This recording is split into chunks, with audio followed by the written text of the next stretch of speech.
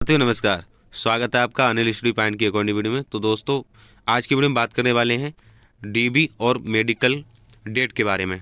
तो साथियों, वीडियो के अंत तक बने रहें। उसके साथ साथ क्या क्या डॉक्यूमेंट चाहिए आपको, पूरी जानकारी मैं आज की वीडियो में देने वाला हूं। और चंडीगढ़ जो है उसका अभी डीबी के लिए कैंडिडेट को शॉर्ट लिस्ट कर दिया गया है, उसकी लिस्ट में मैं आपको दिखाने वाला हूँ। और सेंट्रल रेलवे के लिए पूरी जानकारी दूंगा। तो वीडियो के लिए लाइक कर दें और वीडियो के अंत तक बने रहें।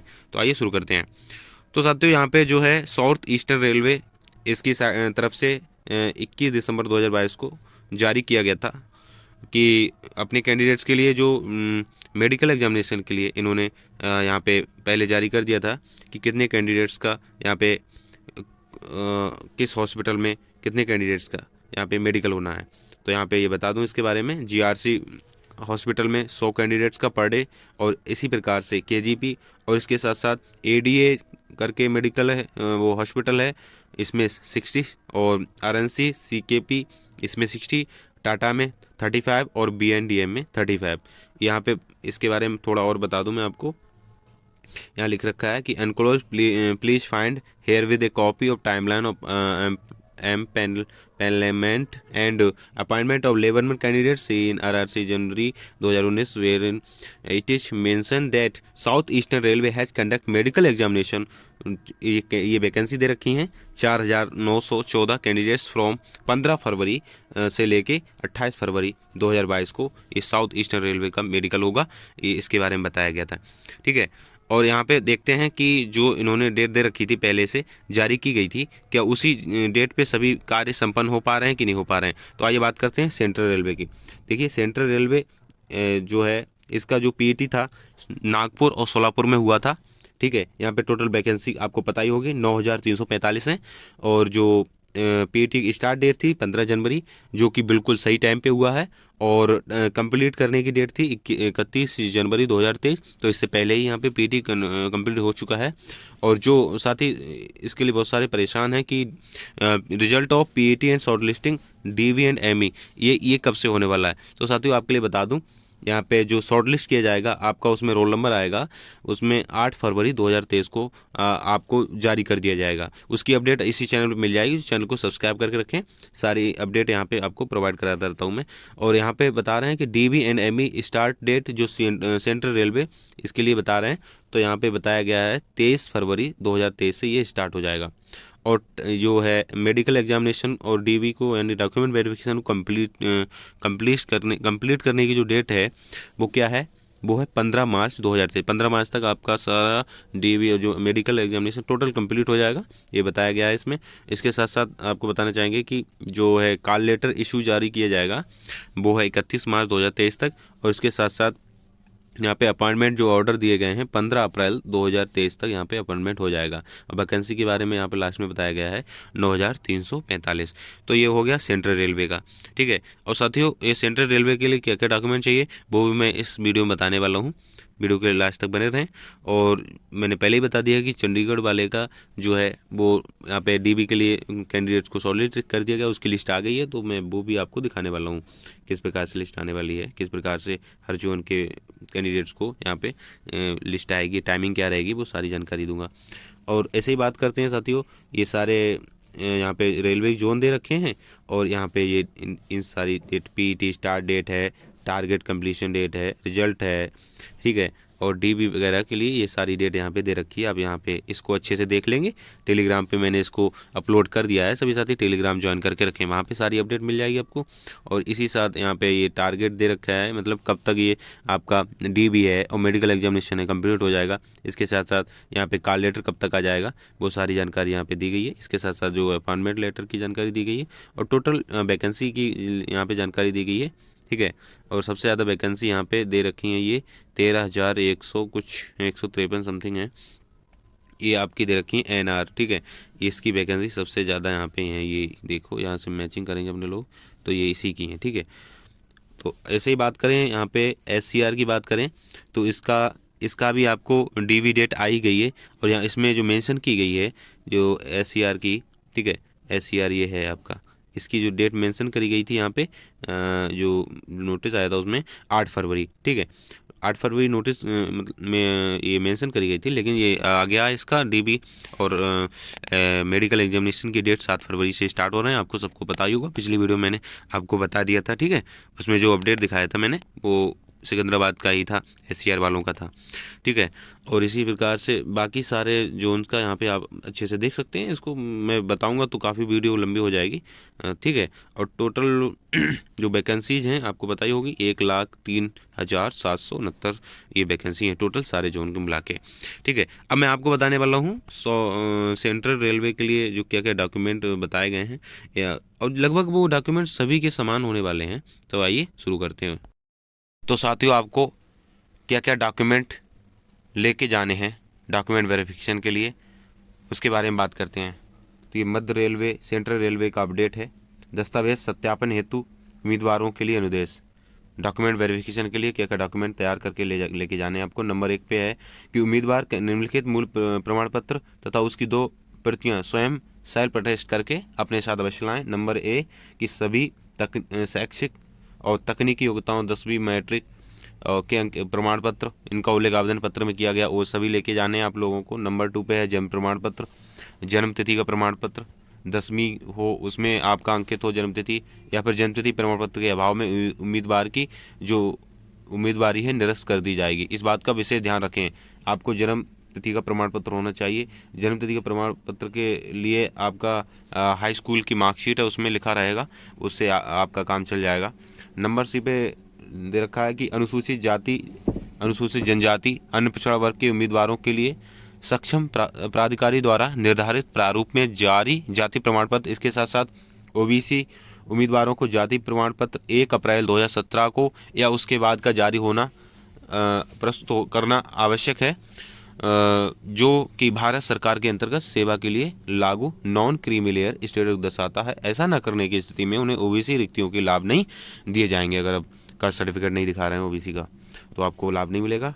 नंबर डी दे रखा है कि लिखित परीक्षा एवं शारीरिक क्षमता परीक्षा के लिए बुलावा पत्र की जो निचली प्रति है, निचली आधी प्रति है, वो लेके जानी है।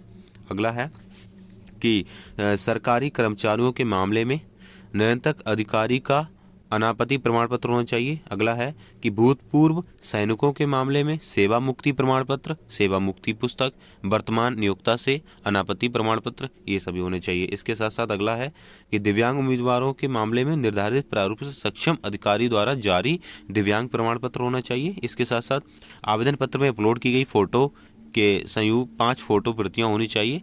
मतलब कि जो आपने आवेदन पत्र में फ़ोटो अपलोड किया था उसी के जैसा आपको क्या है 5 फोटो होने चाहिए उसी प्रकार के। यदि शुल्क में छूट क्लेम किया गया हो तो उसके संबंध में दस्तावेज होने चाहिए। और नंबर 2 की बात कर लें साथियों, ये सभी साथी अच्छे से इसको देख लेंगे। टेलीग्राम चैनल पे मैं इसको अपलोड कर दूंगा, वहाँ से आप इसको पढ़ लेंगे, अपना दस्तावेज रेडी करवा लेंगे सभी साथी। लिंक डिस्क्रिप्शन बॉक्स में दे रखी है मैंने टेलीग्राम चैनल की, वहाँ से फटाफट से ज्वाइन कर लेंगे आप लोग।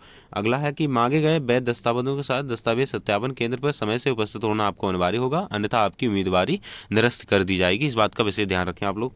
अगला है कि दस्तावेज सत्यापन केंद्र सत्यापन तिथि एवं समय में परिवर्तन करने हेतु किसी भी प्रकार का आपका अनुरोध स्वीकार नहीं किया जाएगा।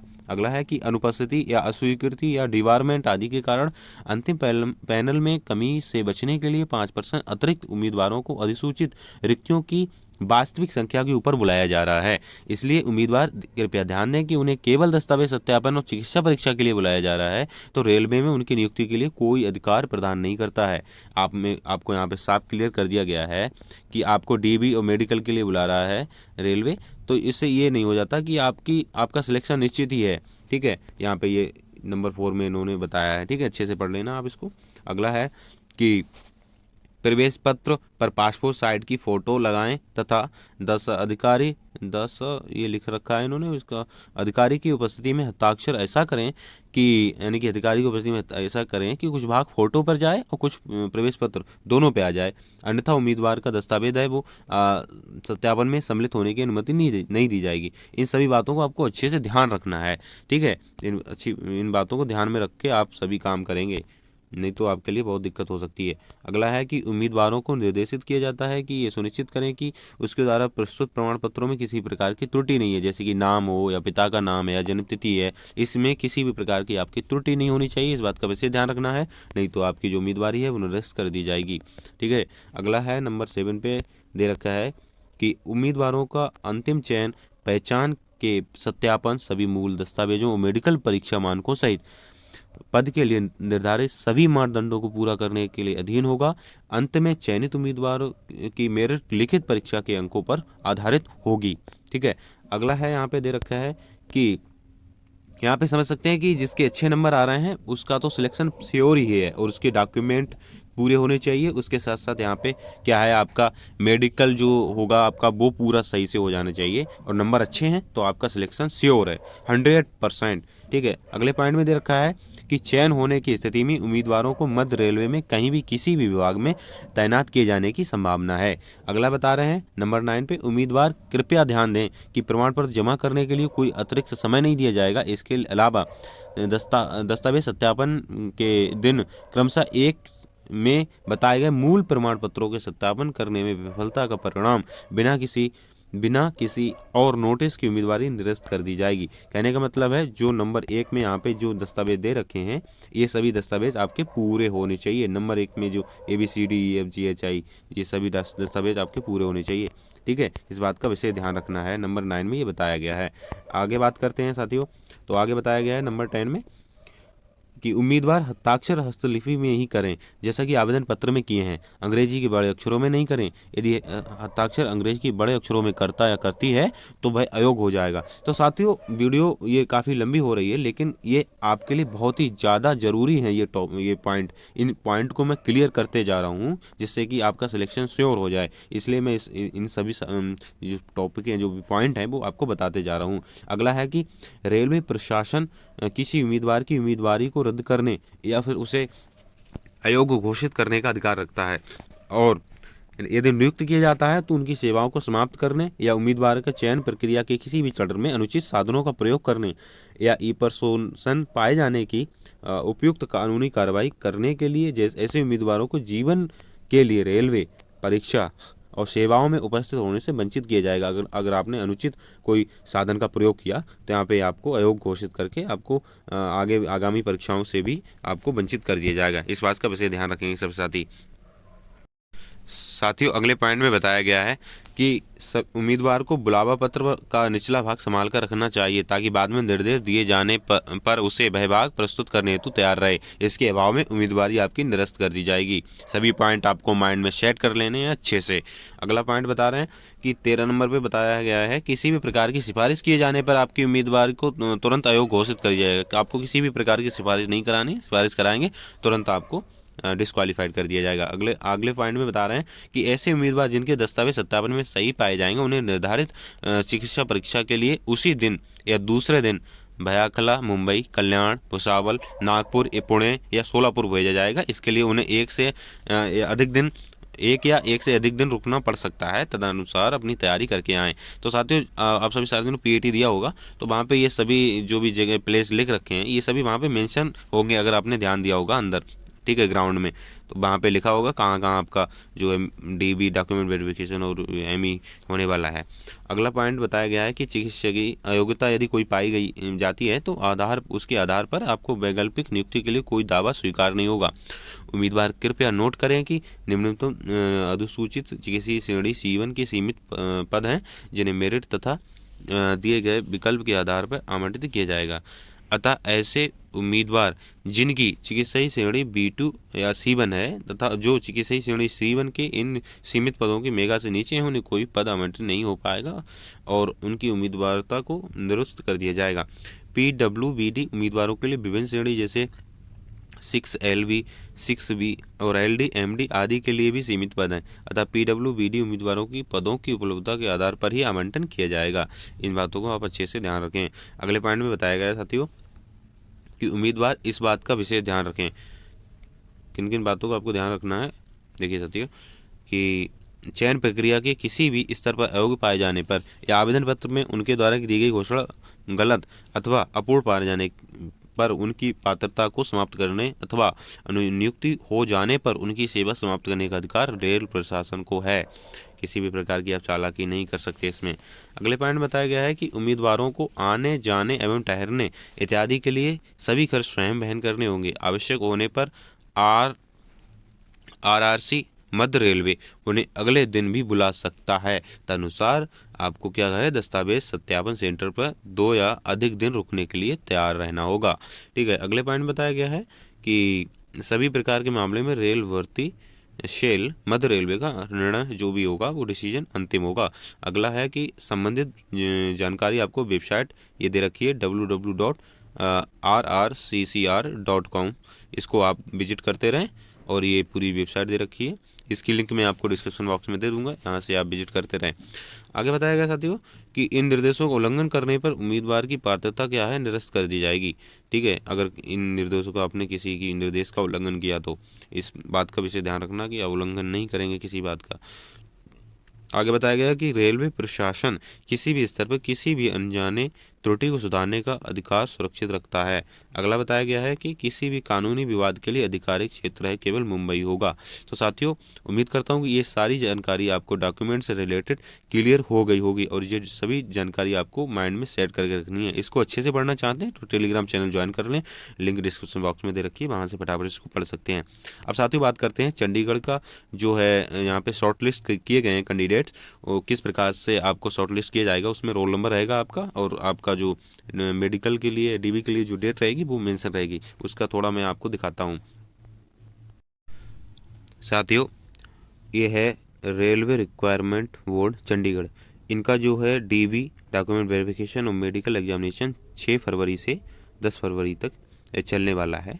तो यहाँ पे डेट आपको दिख रही होगी, डीबी की डेट है 6 फरवरी 2023 और जो इनका रिपोर्टिंग टाइम है वो 9:30 मॉर्निंग का 9:30 है।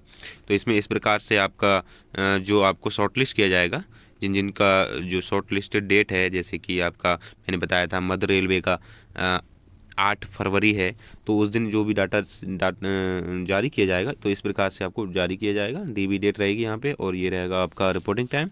तो यहाँ पे 80 या 100 कैंडिडेट्स बुलाए जाएंगे, जैसे यहाँ पे आपको दिख रहा होगा। ये Chandigarh railway requirement board Chandigarh है, इन्होंने इस प्रकार से यहाँ पे बुलाया है।